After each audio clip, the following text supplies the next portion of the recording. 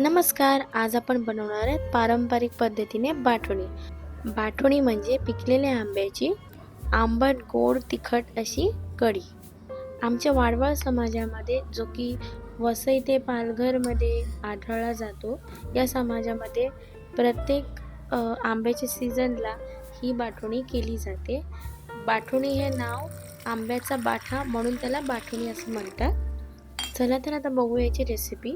सर्वात आधी आंबे स्वच्छ धुवून त्याची आपण सालं काढून घ्यायच्या.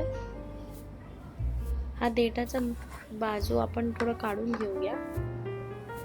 बाटवणीसाठी सर्वात चांगले आंबे हे जे गावरान आंबे, छोटे आंबे असतात पिकलेले, ते त्याच्यासाठी सगळ्यात चांगले असतात. या प्रकारे आपण त्याची सालं काढून घ्यायचे.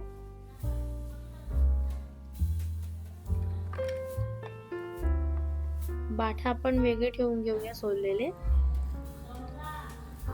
व त्याची जी सोललेली साल आहेत ते आपण वेगळ्या बाउल मध्ये काढून घेऊया.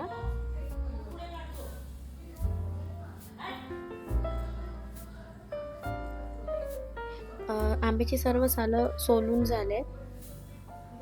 आता आपण ही जी सालं आहे त्यातला जितकाही कर थोडाफार निघतो तो काढून घेऊ.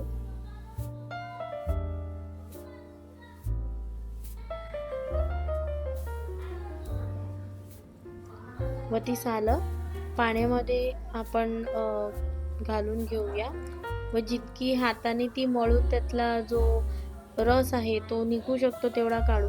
आंब्याचा पल्प, रस व बाठे हे आपले रेडी आहेत. आता एका पातेल्यामध्ये थोडंसं तेल, त्यामध्ये राई, जिरं, हिंग,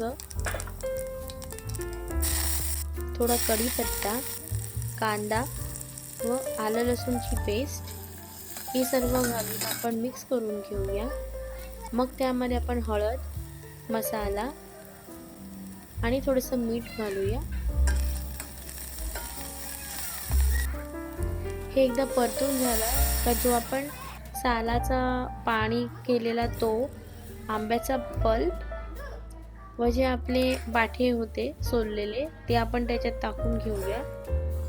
हे 5 ते 10 मिनिट आपण मंद आचेवरती शिजू द्यावे. लागेल तसं आपण ह्याच्यात पाणी टाकून घेऊया. आता त्यात आपण किसलेला नारळ व कोथिंबीर घालू. नारळ व कोथिंबीर टाकल्यानंतर 5 मिनिटांमध्ये आपण गॅस बंद करून घेऊया व हे आता गरमागरम सर्व करण्यासाठी रेडी आहे.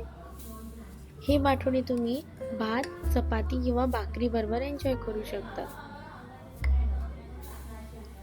महाराष्ट्रात प्रत्येक एक ठिकाणी, प्रत्येक एक समाजामध्ये ही वेगळ्या वेगळ्या पद्धतीने बनली जाते. तुम्ही सांगा तुमच्या इकडे ही कशी बनते. कमेंट करून सांगा ही रेसिपी कशी वाटली.